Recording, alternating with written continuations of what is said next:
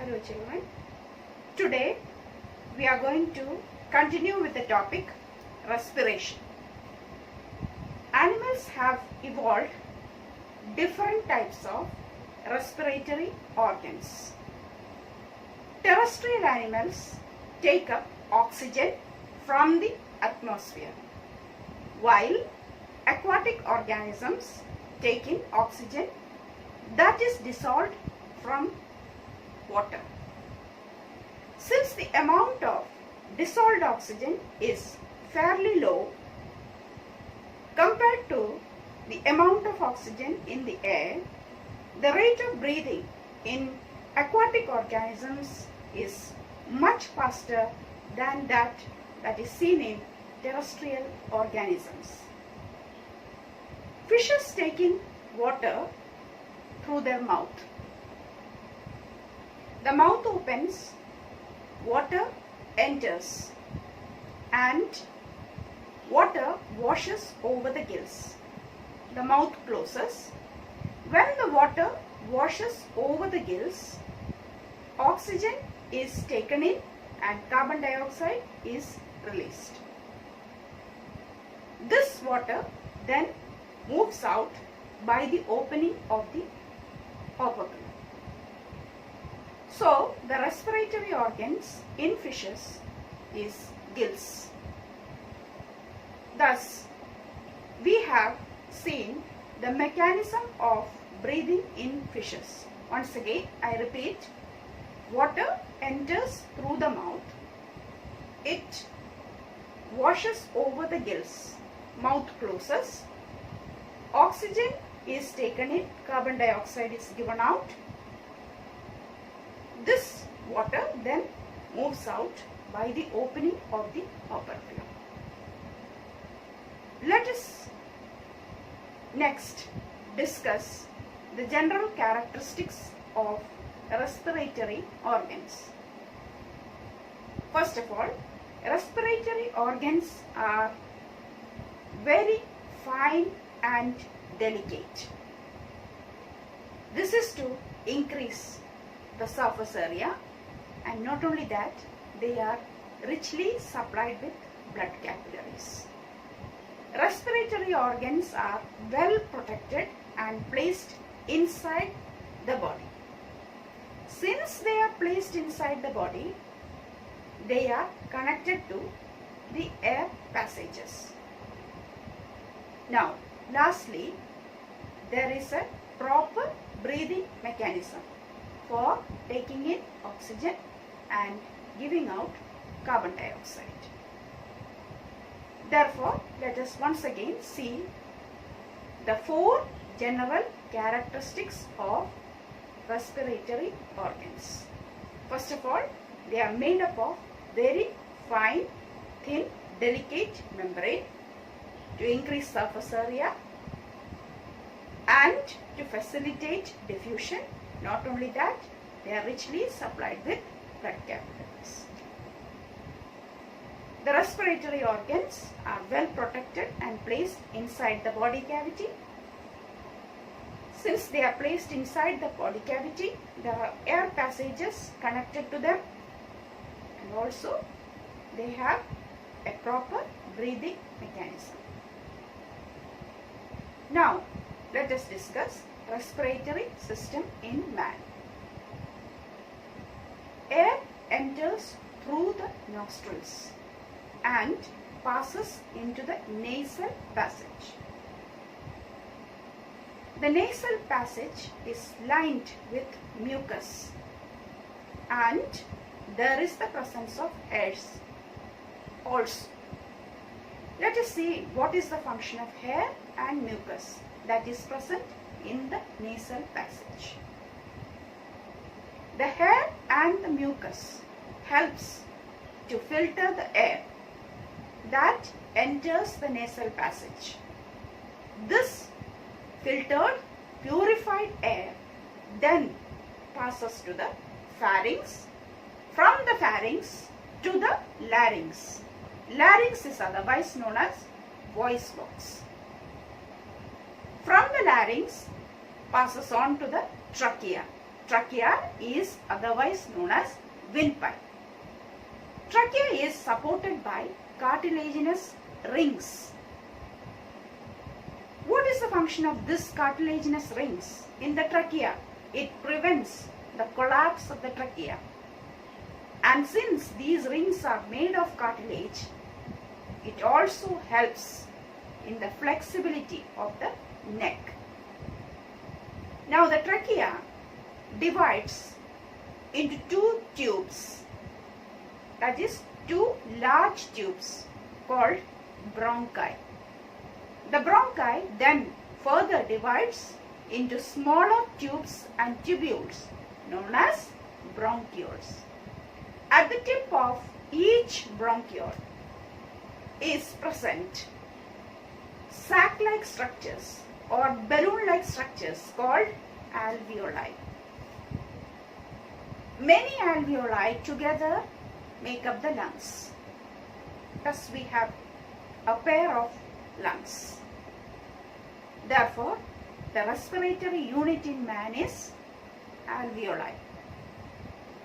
The lungs is well protected by the rib cage and it is placed in the chest cavity.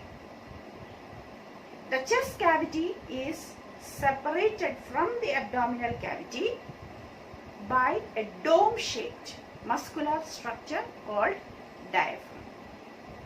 So once again, let us see the important parts, that is nostrils, nasal passage, the two things that are present in the nasal passage, that is mucus and air to filter the air, then pharynx, larynx, trachea, bronchi, bronchioles, alveoli. Next, let us see the mechanism of breathing. First, inhalation. When we inhale in air, the ribs lift, the diaphragm flattens, the volume of the chest cavity increases, pressure decreases, and air rushes in. Once again, when we breathe in, the ribs lift, the diaphragm flattens, volume of the chest cavity increases, pressure decreases, and air rushes in. Next, exhalation. When we exhale out air, the ribs come back to the normal position, the diaphragm becomes dome-shaped, the volume of the chest cavity decreases, pressure increases, and air is pushed out. Once again, when we breathe out, the ribs, they come back to the normal position, diaphragm becomes dome-shaped, volume of the chest cavity decreases, pressure increases, air is pushed out. This is known as mechanism of breathing. Let us discuss a small term called residual volume. What is this residual volume? During the breathing cycle, that is, taking in of oxygen and giving out carbon dioxide, during this, a small volume of air is still left in the lungs. Now, what is the importance of this small volume of air that is found between the time of taking in of oxygen and giving out carbon dioxide? It is of great importance because it prevents the lungs from being collapsed. If all the air is taken out, a vacuum will be created and the lungs will collapse. So, residual volume is of great importance. The small volume of air that is left in the lungs between the breathing in and breathing out cycle is known as residual volume.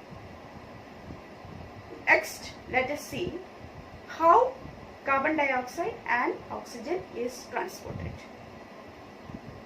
Diffusion pressure helps to carry oxygen to some extent, but diffusion pressure alone cannot carry oxygen to all the parts of the body. We need a respiratory pigment for this, and in human beings this respiratory pigment is hemoglobin. Hemoglobin is red in color and is present in the RBC. Hemoglobin combines with oxygen to form oxyhemoglobin, and thus it is carried to all the parts of the body. Carbon dioxide is soluble in water, so it gets dissolved in plasma and thus it is carried from all the parts of the body to the lungs. Here let me tell you an interesting fact, that is, if we take all the alveoli and spread it out, the total area will be nearly 80 meters square. The next thing is, suppose there is only diffusion pressure in our body for the transportation of oxygen. Do you know how many years it will take for one molecule of oxygen to reach from the lungs to the toes? It will take nearly 3 years. So children, you can imagine the importance of hemoglobin. It is because of the presence of hemoglobin, oxygen is immediately carried to each and every cell of our body. So the two important forces responsible for the transportation of oxygen is diffusion pressure and the respiratory pigment hemoglobin. Thus, we have concluded the topic respiration. Let us go on to the next topic, transportation. When we talk about transportation, the first thing is blood. We have already studied about blood in the chapter tissues in standard 9. Blood is the only liquid connective tissue. Blood consists of plasma and cells. Plasma is the matrix. Therefore, matrix in the blood is liquid. Plasma is a straw colored liquid which contains proteins and it helps in the transport of carbon dioxide, nitrogenous waste and food. Cells are of three types: RBC, WBC and platelets. RBC are circular and they contain hemoglobin. WBC does not have a definite shape. We have already studied about the different types of WBC, that is eosinophils, basophils, neutrophils, monocytes and lymphocytes. WBC gives immunity to the body. The last, platelets, help in the clotting of blood. So the transportation system has three important components, that is the liquid that helps in transportation, the pumping organ heart and the network of blood vessels. These three together constitute the transportation system. Lastly, we also need to discuss the importance of blood or the function of blood. Function of blood is to transport food, gases, waste materials and distribution of hormones. Thank you.